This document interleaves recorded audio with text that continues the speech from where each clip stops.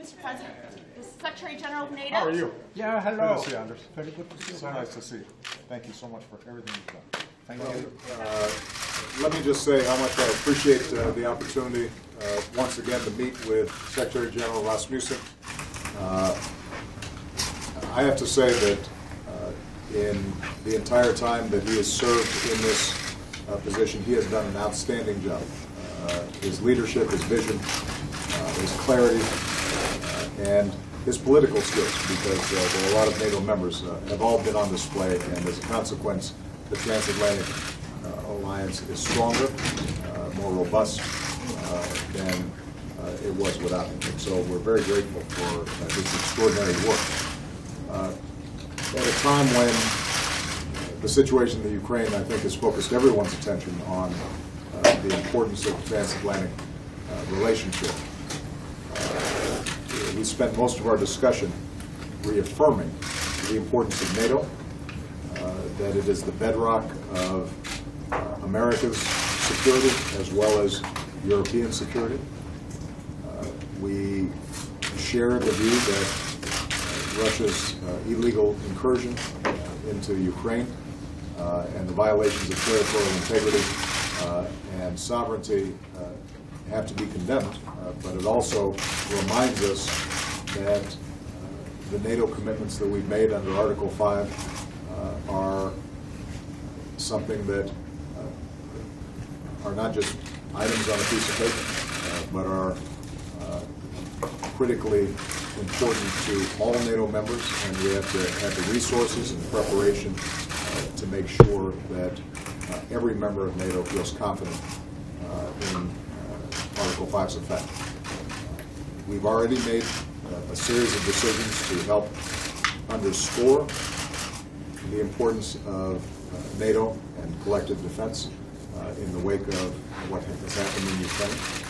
There will be a ministerial summit coming up at which I have asked the United States delegation to work cooperatively with the Secretary General's office and evaluate all the additional steps that we might take in order to bolster that confidence in all NATO members.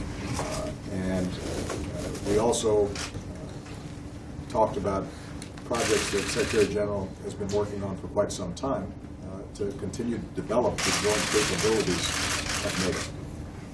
And I think that at this moment, as I said at the press conference earlier today, both the United States and Europe are going to have to make sure that we are stepping up our game and making the contributions that are required in order for us to give full effect to our NATO obligations.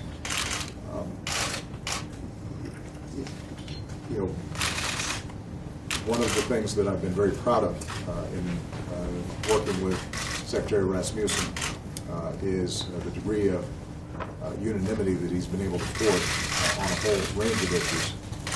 One of his biggest jobs has been dealing with the situation in Afghanistan as we end our combat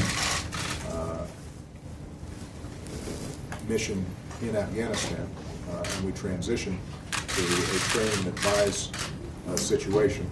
He has helped to oversee that process. We do not yet have a bilateral security agreement that fully clarifies what the nature of our mission will be post-2014, but working together, we're confident that we can prepare for any eventuality and that we can continue to maintain both the counterterrorism commitments as well as the commitments to help develop an Afghan security force that can ensure that Afghanistan does not end up being once again a safe haven for terrorism, and that it can be a stable and secure country that serves the prosperity and the security of the Afghan people. So, we touched on the continued interest that NATO has in partnering with other countries and helping them to train and develop their capacities for security. The more that we have effective partners, the greater reach that we have, and I think Anders has been very effective and visionary in suggesting a approaches to all NATO members about how we can extend our reach in that fashion. So overall, with a very busy agenda and a very full plate, Secretary General Rasmussen has done an outstanding job. He's been a great partner to us. He's going to be transitioning, but he will have left his mark not just on NATO, but I think on the long-term security of both his native Europe as well as the United States of America. For that, we're very grateful. Thank you very much, Mr. President, for those very kind words.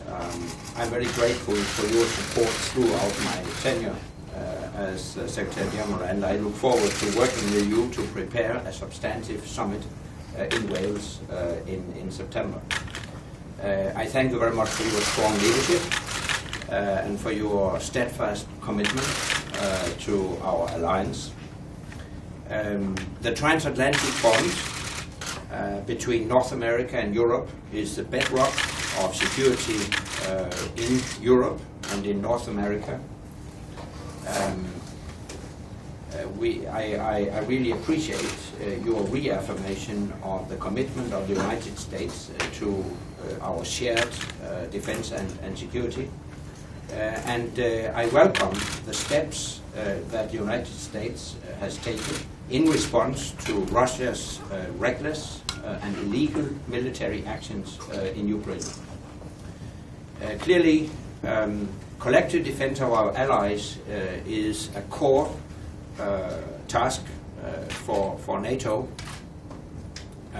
and I join you in your call for additional measures to enhance our collective defense, including updated and further developed defense plans, enhanced exercises, appropriate deployment. Our commitment to the defense of our allies is unbreakable. And at the same time, we are firm in our support of Ukraine's sovereignty and territorial integrity. We will intensify our military cooperation with Ukraine, including helping the Ukrainians to modernize their armed forces. As we prepare for our next summit in Wales later this year, we will review the viability of our relationship with Russia. We will enhance cooperation with our partners. We will further strengthen our collective defense, and we will reinforce the transatlantic bond. NATO is a force for peace, but also unmatched militarily. We do not seek confrontation, but we will not waver if challenged. And our alliance is more than just a military alliance. We are a community of values that also brings hope for all people seeking freedom and peace. Thank you, guys. Thank you. Thank you. Thank you, guys. I wanted to pack it up. Wait, thank you.